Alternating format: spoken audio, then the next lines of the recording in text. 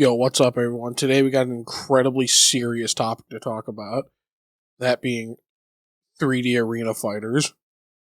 If I had better editing, I would cue like some spooky music kind of sound to happen right there. You know what? I'll work on it. So today I want to talk about what is, in my opinion, the best Dragon Ball game that's not Dragon Ball Fighters. So I'm coming at this from a different perspective that most people on YouTube might be coming at it from. So to preface this, I am like incredibly into fighting games from a competitive standpoint, like normal traditional fighting games.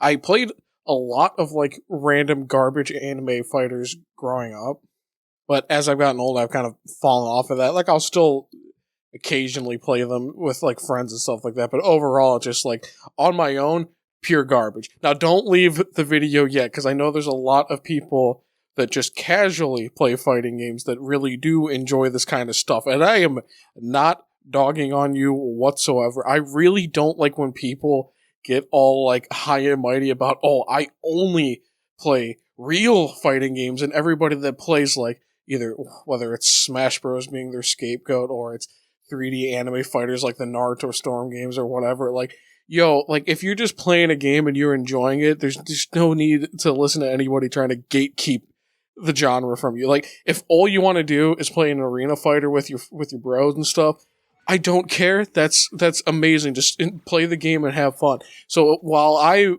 going to dog on arena fighters, it's not from a point of, oh my god, you should only play real fighting games. It's just, my perspective of what I enjoy. I still like throwing this stuff on when I'm hanging out with people and stuff because it's dumb fun for people like me. Even when you get super into fighting games, sometimes it's just nice to throw on something simple and garbage and just kind of laugh about it and have a good time. And sometimes, almost there's almost a certain beauty of trying to take this stuff too seriously. Like, again, from the perspective of someone that's like really competitive about the stuff I played in online tournaments and stuff, sometimes I want to sit there and play something like Raging Blast 2 and be like, alright, what's the meta with this game and how can I try to overanalyze everything and play this as seriously as I can? And especially since my friends are really into fighting games and stuff too. It's fun to like sit down and take this stuff like overly seriously sometimes.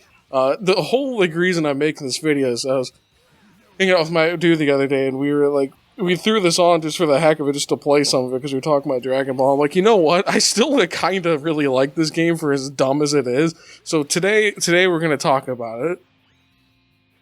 So for anyone who's maybe not played this game before, or if you want a quick rundown on how it works, it's essentially just a more modernized, and by modernized, I mean from systems from 2005 and 2006 kind of modernized, but essentially just a modernized, almost an Ultimate Tenkaichi. Oh god, that's not a good game. A modernized Budokai Tenkaichi. So it pretty much works exactly the same, except there's just more systems at play here, which I personally kind of really enjoy.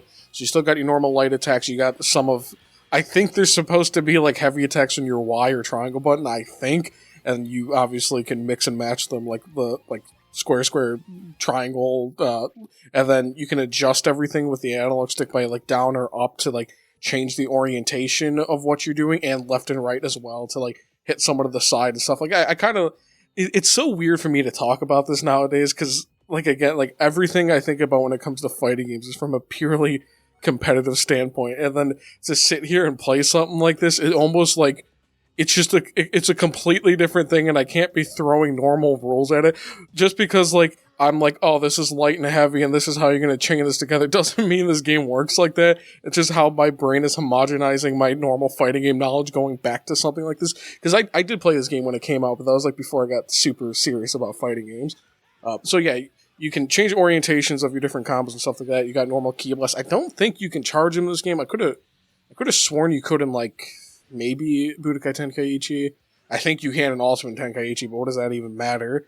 One of my favorite things about this game, it's just such a small little thing they decided to do, and it was a really good idea, is on your B button or your circle or whatever, everybody's got like a unique skill, and it like costs some ki or whatever, but like some people it's like random melee attacks, some people, and the most important thing, some people have like grab moves attached to it, and then some might have like a beam attack. I think like people like Frieza and stuff can like shoot something to paralyze you. And then obviously you got all the different movement options in a 3D space, and you can dash and stuff and try to teleport and get behind people, and there's the whole, you can obviously guard, you can, I only did it like once when I was getting footage, but you can like deflect even super attacks stuff. That's something else they did that was kind of smart, is like with the right analog stick you got 4 supers, up, down, left, and right, and then when you charge your key all the way with down on the D-pad, strange button placement, but I understand they were kind of running out of buttons at that point. You have a 5th like super that's like your quote-unquote ultimate attack by clicking in the right analog stick, and everybody's works a little differently. Some are like projectiles, some are like things you have to dash and do, but they're not like grab moves. I don't know if, I think some people have grab moves for the ultimate, like transformed Zarbon. I think his is just literally a grab move, and that's something I'm going to talk about in a bit too, is that grab moves are literally just like the best thing in the game from my perspective so far, like in a broken sort of way. Again, that's kind of what makes this game fun though. So then, yeah, you got all these different attacks. You got this like raging mechanic that you can do instead of Raging Soul, I think that's what they call it, that'll like power up your physical attacks, and I think it makes you not flinch to certain things and stuff. So there is options in this game, and again, like, I don't know how seriously you want to take this game, but if I'm gonna play it, I'm gonna take it seriously, you know. So if we're gonna compare it to something kind of direct from the time period, let's compare it to stuff like the Ultimate Storm games. And if you like those games, that's totally cool. I'm not like I said, I'm not dogging on you for liking it, but personally, I loathe those games nowadays, and it's not like, I think, again, from a casual perspective, I think those games are, like, fine. I think they're, like, very good for someone that just wants to press buttons and have cool stuff happen, and especially someone that just wants to, like, play through cool story stuff. Like, in that sense, those games are really good. However, when it comes down to just playing the games, I think, and again, I'm not trying to be mean about this, but I think they are awful, and I really don't like them. To me, all it comes down to is that you press triangle, you press X, and then you press circle a bunch of times, or Y, A, and B if you're playing on an Xbox thing or your PC or whatever, and then you just do that over and over again, and you just watch the substitution bar, and then you just substitute when you need to, and that's literally the entire match. Everybody pretty much plays exactly the same, and I know, like, I'm not the target audience for this, I understand that, and I used to play them when I was younger, but the thing that sucks for me is I wish the series that got popular was the Clash of Ninja games, and there was a lot more of those in Japan, especially the 4th one on the GameCube, like, is really, really good. Those games, like, they were made by Aiding, and Aiding has worked on some actual traditional fighting games with other companies and stuff.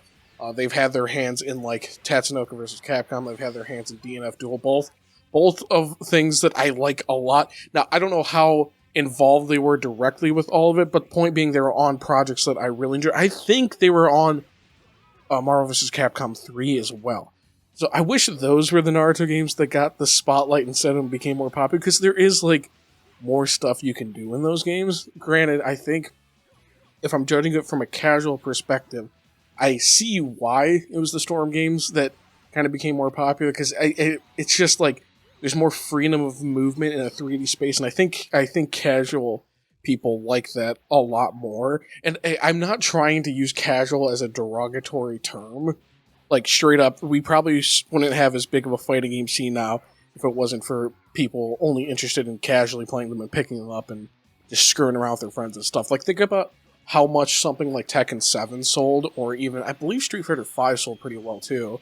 That, like, not everybody that bought those games is, like, hardcore into the competitive stuff. I guarantee that's probably, like, a fraction of the people that bought those games, especially Tekken 7. So they still get a cool 3D fighting game that they can screw around with, they can have fun, and then people like me, you know, the series that we like are getting boosted by people that, you know, aren't going to ever want to get as in-depth with them, and then we get more budget into games that, like, you know, we're super into, and then, again, casual still get something they can enjoy out of it. Especially think of stuff like, not that it's my favorite thing, but, like, how well, like, Mortal Kombat and Injustice does. Like, that stuff does, like, crazy good, and it's not from people playing it competitively. So, casual perspective on this stuff is incredibly important, probably more so important than someone coming at it from a competitive point of view, because competitive stuff is not going to drive sales, like, ever.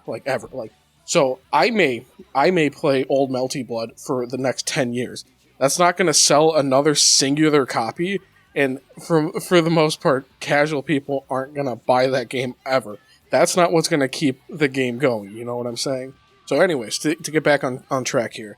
So if we're compared to something like Ultimate Ninja Storm from the time, I don't know what the latest one would have been when Raging Blast 2 came out. Maybe Ultimate Ninja Storm 3 or Revolution, somewhere around there. So if we compare it directly to something like that, you know, both still popular at the time, of like 3D arena fighters, Raging Blast 2 has so much more to offer, and I think from a casual perspective, maybe not, but at the same time, I still feel like even I understood that there's more going on in the gameplay, even when I wasn't super entrenched in fighting games. I feel like you'd still understand that there's more buttons to press, more options available, and they're not hard options to understand or do either. So your gameplay ends up looking a little more varied. Like I'm thinking like if we sat down like two people that are both into Naruto and Dragon Ball that weren't super into stuff, and we're like, all right, like play both these for an hour. Which one are you going to come away liking more? Like my guess, honestly, would probably be Raging Blast 2. I just feel like it's good about giving you a lot more to do without ever complicating it. There's much more variety when it comes down to the gameplay.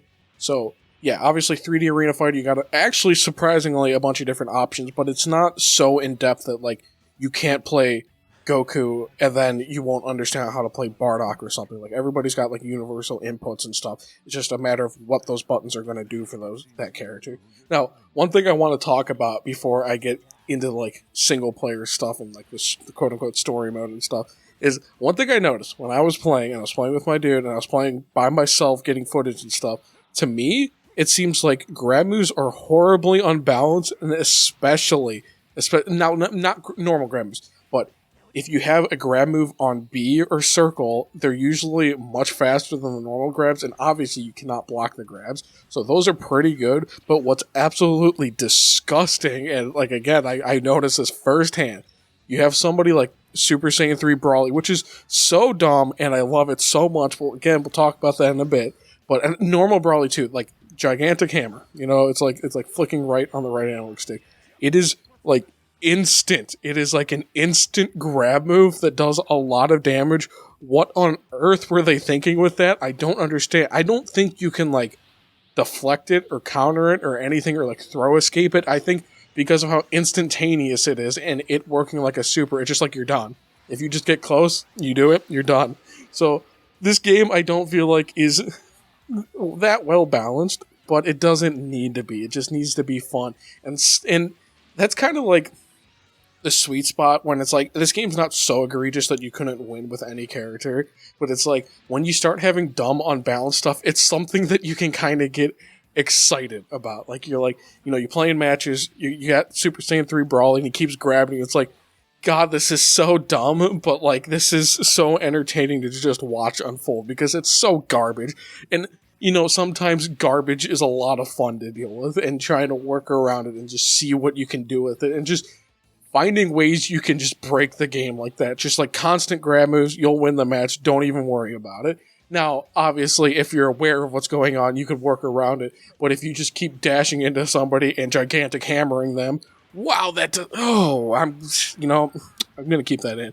And you keep grabbing them like that. Well, that also sounds bad. You know what I'm saying. You keep using your, like one frame super on them that's a grab move that it's really hard to deal with. But when both people have tools like that, it's dumb fun. And it's a lot of dumb fun. All right, I had to talk about that. I was enjoying the dumbness so much. So the main thing that I've seen people not enjoy about this game would be like the single player content. And here's where, once again, I think I'm going to be a little contrarian here, not on purpose or anything though. So I know I've seen some opinions online and stuff that people don't like the fact that this game doesn't like go through the story of Dragon Ball Z, and almost none of these games touch Dragon Ball. Some touch GT. That's the only thing I would say that's kind of a shame that this doesn't touch GT. I don't like GT, but I do like the designs of like Super Saiyan 4 and stuff, and if we could have had that, that would have been super cool. We'll talk about the roster in a bit, but this does not go through the Dragon Ball Z story. And I know some people don't like that, and if you've never played a Dragon Ball game before, then that would kind of suck. However, for someone that has seen the Dragon Ball Z, specifically, story unfold 40 different times. This is a breath of fresh air because I almost said a bad word. I'm so sick of seeing the Dragon Ball story, and not because it's not good. It's just in every single video game, like 99% of the time, that's all we see, and I am so over it. So, not only that, I like the way the single player is structured. So yeah, it does not follow the story. You get some story stuff. You'll have Goku fight Frieza and stuff like that, but it's just one mission in a larger thing. I like the fact that the main single player, the Galaxy mode or whatever it's called, you get to play as every single character, and there's a bunch of different missions and stuff with different parameters going on. Like I was doing the one with Zarbon where you fight Frieza and you start with 1 health. I didn't beat it, but I like that that's there. I like that there's dumb stuff like that. You'll have others where you're losing health, or the opponent's gonna, once they lose a health bar, they're gonna get powered up, and so just like stuff like that to like vary it up a little bit. Because when you have a game that's not super competitive, like in a 3D arena fighter, it's nice to have different variables when you're playing. Because if you're not playing with someone directly doing some couch co-op or something, you're going to be losing a bit of what makes this fun. But variables and stuff like that are always nice. And what really makes this cool is like the item customization, that you can get all these different items and you keep like raising the limit on what you can use, and you can pick and choose different things you want. Like, it actually has like a pretty decent, almost RPG item flow to it. And I'm not saying it's anywhere near that, but it's like it's scratching that same itch where I like getting new equipments at like every new town in a traditional RPG or something, and then you keep going through that cycle over and over again. It kind of has that flow going on. And like I said, you get to literally play as like every single character in the game. And yeah, everybody kind of plays the same, but when you keep getting more items and you keep messing around with different things, and each mission's going to be slightly different, it's kind of not that bad. It's not like you're just pressing triangle and X over and over again and some circle in there. Like, you're actually doing different things. Some of the missions are so drastically different that you're going to just have to play in a different way. Like I said, like the Zarbon 1 health mission, like, you're not just going to, go and just try to rush down Frieza like that. You're gonna have to think of something else, and I like that to it.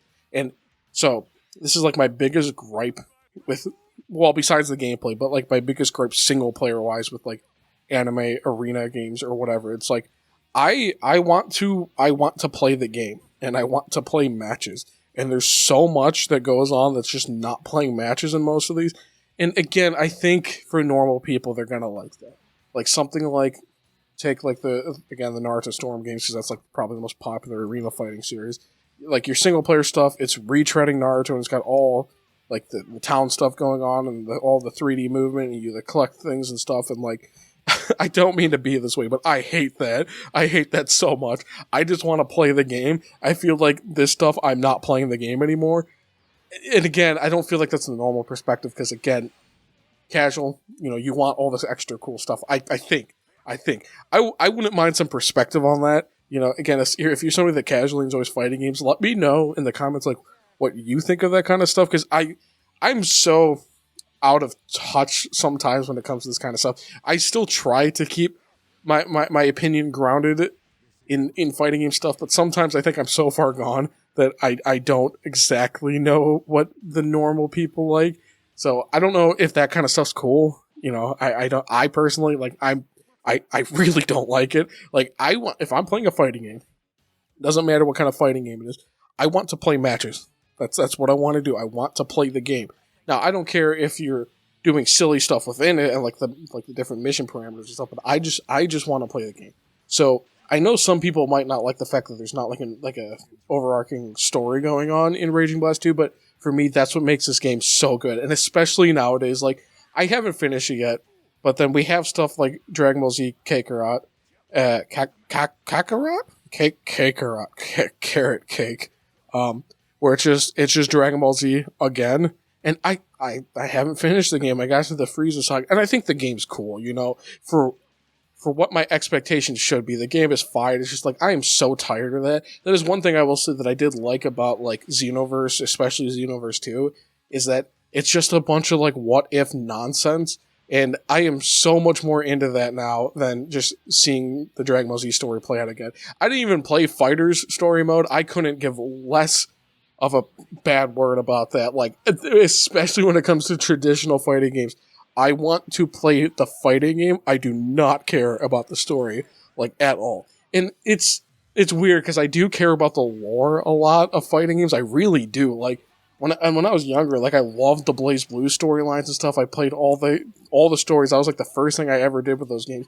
And like Guilty Gear, like I like the lore, but I'll be honest, like even in Xrd, I didn't touch any of the story like at all, and I did not touch the DLC story stuff. I never touched Strive's story. I have not touched the DLC story stuff, but I still am interested in the characters and the lore. But I think that's more so most of my information is coming from when I was younger playing fighting games. I really liked all the story modes and stuff, but it's like now I just want to play the game. I just really want to play the game. So that's to me from a single player point of view, that's the best part about Raging Blast 2. Especially nowadays, like you're not paying, you're not going to be paying $60 for this game or whatever it was when it came out. Like you're probably going to find this game for like $20 online, and for $20, you're going to be playing a lot of this, and you're going to have a good time. And especially, you get some friends together or whatever. Just have a night with this. Like even if you're taking turns in single player, unlocking stuff, and then doing some versus matches or something, it is so much dumb fun. Like anybody could just jump in this game and play and just do some cool stuff, And at the end of the day, I think that's what makes fighting games cool. Like for me, I probably get the most excited about frame data and matchups and what different combo strings and stuff characters can do and like what can get canceled and the what. But at the end of the day, you want to do cool stuff and you want to see cool stuff happening. And something like Raging Blast 2 is such a perfect game for that. It's just dumb, cool stuff happening all the time, but it also gives you some degree of control over it. Like, you're deciding what cool, dumb stuff you're doing. And it's not hard to understand, but there's also options to it, too. And, again, I know I'm probably taking this a little too seriously, but again, that's my perspective, and I feel like I'm providing something a little different with that. So, probably the biggest thing for most people is, like, the roster. Now, again, most characters, they play the same or whatever, like, relatively speaking. But they all have, like, unique quirks, especially with that B or circle button stuff, which kind of makes characters feel a little different. So this roster is huge. Like, it's only Z characters. I don't think there's anybody that's not from Z in here. But it's got some pretty wild things. Obviously, like I said, it's got Super Saiyan 3 Brawly and Super Saiyan 3 Vegeta, which is so dumb and so cool, especially Super Saiyan 3 Brawly. Like, Brawly's dumb, he's big, he's muscular, he's stupid. It's like, what about if we just do that, but like even more, and we just make it more ridiculous? Make his hair longer, give him no eyebrows, and he's just an angry, dumb ape. And oh my god, it hits me at all the right spots. I love that so much. I love Brawly. Brawly's cool. So it's just like cooler Brawly. It's dumb, but it's cool. You got some other weird characters that makes no sense, like all of Cooler's forces, like specifically like the people under him. Like, I don't know why you'd want that, but you have that. You have Vegeta's brother, Table. I know Table's not his name. I think it's Tarbell. But yeah, you got Vegeta's brother, Table, going on. Again, I don't know why you'd want it, but it's cool because of how, like, out of left field it is. There's some weird characters in this game. And they added some cool stuff, and specifically to, like, Turles? Yeah, Goku looking guy with Tree of Might Fruit. They had like Bojack and the one person with him. And I know I even have footage of her, but I don't remember her name. And do you really want me pronouncing it? And I realized going through this footage, it just makes it look like I really like blue people. Also, I'm colorblind, so maybe I'm wrong on that. They added Janemba. Janemba's new. They have something to me that is so cool is like the whole, I forgot to even mention this. I have this little like anime short thing that I think is like a retouch version of something that already existed back when Dragon Ball Z was still running. But like, what is it? I almost called it Attack of the Saiyans. Revenge of the Tuffles? Something like that. I don't know. But, I'm going to try to pronounce his name. Is it Hachiak? I'm gonna go with that, like red android looking thingamabobber. Like, that is so out there. I don't know why they decided to do that, but that is like a deep cut out of nowhere, and he's like such a prominent focus in Raging Blast 2 that it's like, it's super cool. It's like, this game's good about not just retreading stuff they've already done. I think Cooler, Metacooler, and Mecha Frieza, I believe they were new as well. But yeah, like, why would you focus on some random, not in America before special villain guy? Like, that's so cool. It's something that you don't see all the time. And like he's got a cool design, and I wish they would do more stuff like that with modern Dragon Ball games. Like, and I know with how much development time costs nowadays to make games and just money and stuff, like you can't take as many risks. This was like the perfect generation for having, you know, high definition graphics and stuff like that. Wow, I said that in such a lame way. I'm a technical dude, and I'm talking about it as if I have no idea what I'm talking about. It's obviously it was an age where we started getting modernized gaming, but it wasn't so expensive yet that companies weren't taking risk yet. So you get a cool game that looks good, that runs good. Surprisingly, that's something I also didn't mention. The game actually tries to run at 60 FPS for the most part, which is like, I'm surprised they cared enough to do that. That's actually like really cool. Like, props to them. Like, when you're doing split screen and you're like charging key underwater, it's slowing down a lot, but it's not dropping frames. It's like, it's just slowing down, but still running at 60. They were committed to running at 60 FPS, and especially when you're just doing single player stuff, it's not dropping frames like at all. I'm really impressed with that, and I have to give props to that. It's not like there's anything in this game that needs a super precise input or anything, but it just makes the game feel better. And I don't think the graphics are suffering that much as a result. I think it's got this like plasticky sheen to it, but I think it's just because I really like this generation of consoles that I enjoy the look. It doesn't look good, but it looks good, if that makes sense. It's not modernized kind of good looking graphics, but like it's HD Dragon Ball stuff that runs good with a bunch of random characters. You know, it's a really good middle ground, technically speaking, I would say. So I can speak a little bit about the multiplayer too, like online. I did actually play this online back in the day, and it's just, you know, it's just fighting other people, which is fine because this game's actually kind of sweet. So I can't remember if you could bring like your customized characters online, and if so, that would be pure garbage. I don't remember, but like when me and my dude were playing, like we weren't using items like item customization or anything, and I don't think we really did back when this game came out either, and we were like pretty serious about it. I'm pretty sure we just kind of played without items and stuff. But like you can do that if you want. And honestly, like if you really had time to kill and you had two people like really trying to fairly customize their characters and stuff, you could probably get some pretty cool match with that and stuff, you know. But like when it comes to me, like I kind of just want to play the game how it is. But if you want to make the game even more dumb, make it more dumb, you know. So as I've said, I really honestly enjoy the single player content, and I think anybody else really would too. Like especially nowadays, if I know there's other people like me that are probably just really sick of playing a Dragon Ball game and having the story happen again and again. I think this is a great game for that. You just get to try weird characters and you get to customize them with items and stuff. And I think the single player is really, honestly good. But obviously, the most fun you're gonna have with this, like I said, you gotta get some people together, just spend a night playing this with your friends. It is such dumb fun. This is where this game shines. So I implore you, go get a copy, go play it with your friends and stuff. What my hope is, who's your favorite character in this game? Let me know that too. And it's probably Super Saiyan 3 Brawly, because if anybody didn't pick that, they're absolutely wrong. So what my hope is with that new Tenkaichi game coming out, let's hope it's Ultimate Tenkaichi 2. No, I'm kidding. That would be awful. I hope it plays like this, because obviously Raging Blast is just a continuation of Tenkaichi games, and I hope the new one plays kind of like this. Like, it's probably not going to be as good as this, if I'm being honest. Like, I don't see a modern game capturing the same weirdness that this did, and it's weird to say that, because in my head, like, Raging Blast 2 is still a modern Dragon Ball game, but it's not. It's been out for a while. It's 2 generations old at this point.